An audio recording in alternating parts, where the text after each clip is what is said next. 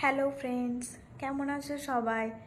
এতদিন আমি তোমাদেরকে আমার দুপুরের খাবার তোমাদের সাথে শেয়ার করেছি। চলো আজকে আমি ডিনারে কি খাই, আমাকে হোস্টেলে কি খেতে দেয় ডিনারে, চলো সেটা তোমাদের সাথে শেয়ার করছি।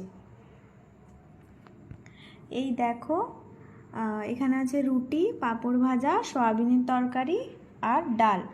এই যে রুটি দেখছো, এই যে রুটি দেখলে, এই রুটির পরিবর্তে কিন্তু আমাদেরকে হোস্টেলে ভাতও দেওয়া হয়। ভাত রুটি দুটোরই অপশন থাকে। এবার আমি সাধারণত রুটি খেতে পছন্দ করি না, আমি ভাতই খাই। কিন্তু আজকে মনে হলো, মানে তরকারি দেখে মনে হলো যে না রুটি নিয়ে যাই, কারণ আমি সয়াবিন একদমই পছন্দ করি না, আমার ভালো লাগে না।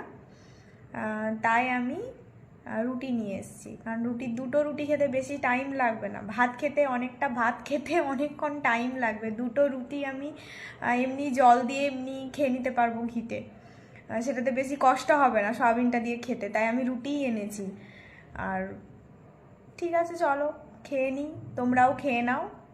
আর গুড নাইট টু অল, সবাই ভালো থেকো, সুস্থ থেকো, টাটা।